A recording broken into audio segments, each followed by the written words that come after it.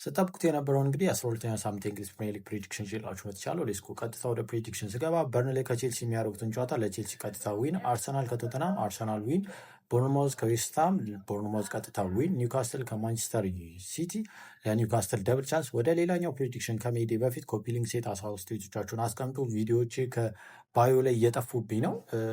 ሪፖርት የምታደርጉ ሰዎች ፍቱ በእናታችሁ። አንፎሎ አድርጉኝ። ከፈለጋችሁ ግን ሪፖርት አታድርጉ። በጣም ብዙ ቪዲዮዎች ተዘግተውብኛል፣ ብዙ አካውንቶች ጠፍተውብኛል። ስለዚህ ፍቱኝ፣ ኮፒ ሊንክ አድርጉ። የምታዩ ሰዎች እየተጠቀማችሁ ያላችሁ። ወደ ቀጣይ ፕሬዲክሽን ሴል ሊቨርፑል ከናይቲንጋም የሚያደርገውን ጨዋታ ለሊቨርፑል ዊን፣ ፉልሃም ከሰንደርላንድ ቶታል ኦቨር 1.5 ሪስክ ላቨር ከሆናችሁ ፈርስት ሃፍ ድሮ፣ ሊድስ ዩናይትድ ከአስቶን ቪላ ኦቨር 1.5 አስቶን ቪላ ደብል ቻንስ ኦር ኦቨር 1.5 ይሸናነፋሉ በሉት።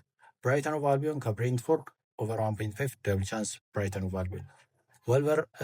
ወልቨርሃምፕተን ከክርስቲያን ፓላስ የሚያደርጉትን ጨዋታ ኦቨር 1.5 ደብል ቻንስ ክርስቲያን ፓላስ። እሱ ሪስክ ከመሰላችሁ ቶታል ብቻ ተጫወቱት።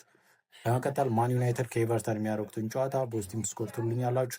ይህንን ይመስላል። ሀሳብ አስተያየቶቻችሁን አስቀምጡ። እንዳልኳችሁ ቪዲዮዎቼ እየጠፉብኝ ስለሆነ ሪፖርት የሚያደርጉ ሰዎች አሉ።